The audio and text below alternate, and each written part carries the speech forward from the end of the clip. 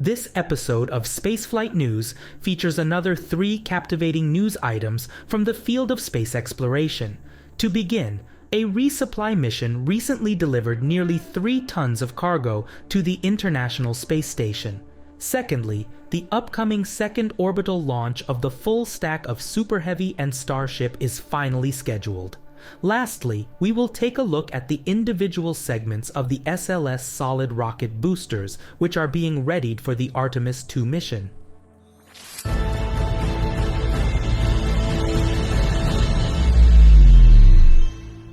At 1:28 Universal Time on the 10th of November, SpaceX conducted its 81st orbital launch of 2023. 9 Merlin rocket engines ignited on the launch pad 39A at Kennedy Space Center, and the Falcon 9 lifted off.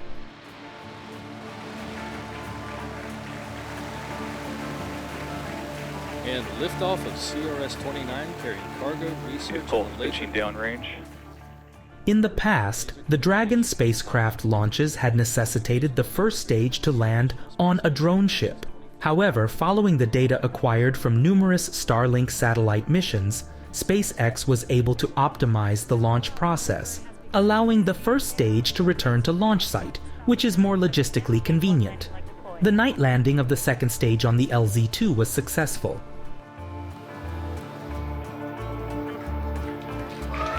Stage 1 landing confirmed. The Dragon 2 spacecraft detached from the upper stage in orbit just a few minutes after the launch and executed a series of maneuvers in order to align its orbit with that of the International Space Station.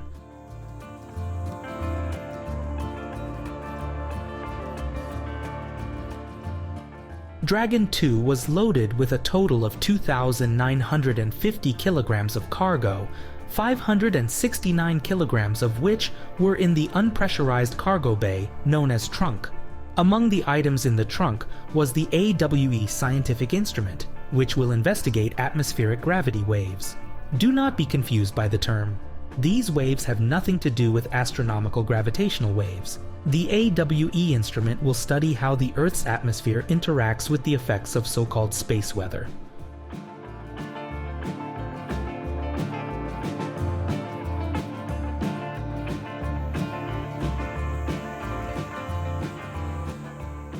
Another item in the trunk of the cargo Dragon is the Illuma-T technology demonstrator, which will be utilized for two-way laser communication of the ISS, albeit not directly with Earth, but rather through the LCRD instrument on the STP-SAT-6 satellite. This satellite has been orbiting in geostationary orbit since the end of 2021. 2 ground stations, one in Hawaii and the other in California, will be employed to receive the signal.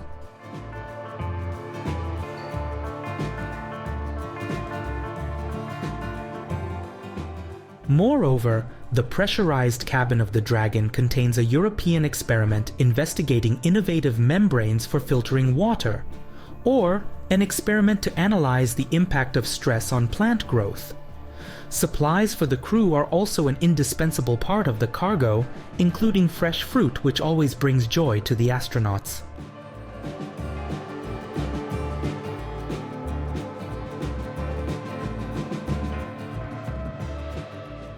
Dragon 2, with its second-use re-entry capsule, autonomously docked with the International Space Station at 10:07 Universal Time on November 11th.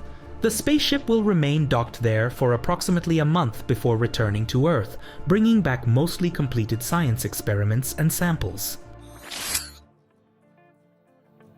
On November 9th, these 4 men made their way to the orbital launch pad at Starbase, bearing green boxes with orange stickers warning of their explosive contents. This was the crew tasked with installing charges of a self-destruct system on the SuperHeavy and Starship.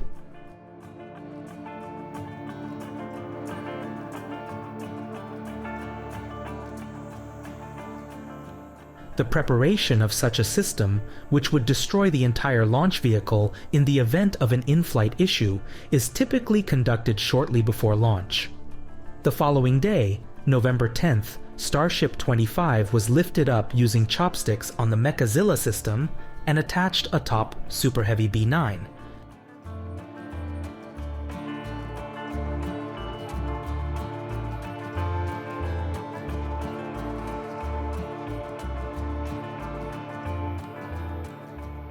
On November 11th, SpaceX released this video showcasing the first integrated flight of the Starship, which occurred on April 20th of this year, as well as the modifications made for the second flight, such as the system for flooding the launch pad with water or the hot staging ring.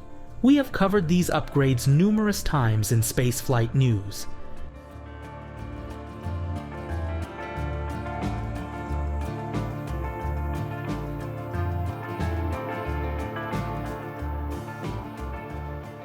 The video also includes a number of shots that had not been previously seen. The fact that SpaceX has released a video about preparations for a second orbital flight test suggests that a launch might not be too far off, coupled with a post on social network X by SpaceX, suggested that a launch could occur as early as November 17th, pending final approvals from the relevant authorities. This marked the first time a launch date this precise for this mission had been publicly announced. At the end of September, we reported on a significant milestone in the preparations of the Artemis II mission. 10 segments of solid rocket boosters were delivered to Florida. Today we will return to these segments again.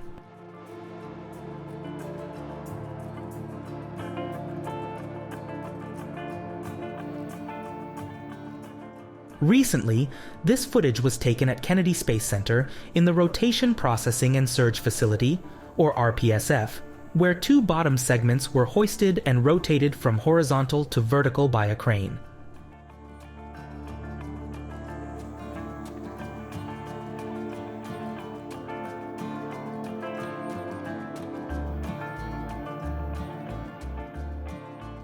In the RPSF, engineers have an opportunity to inspect the segments and, more importantly, ready the lower segments for their connection to the aft skirts, which contain, for instance, a thrust vectoring nozzle.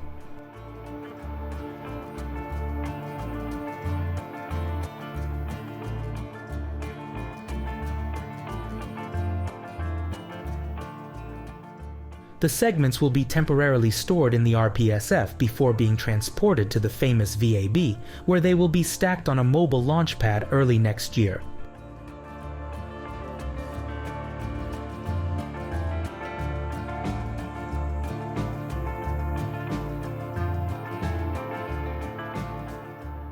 The solid rocket boosters generate nearly 75% of the thrust of the entire SLS launch vehicle at the time of liftoff.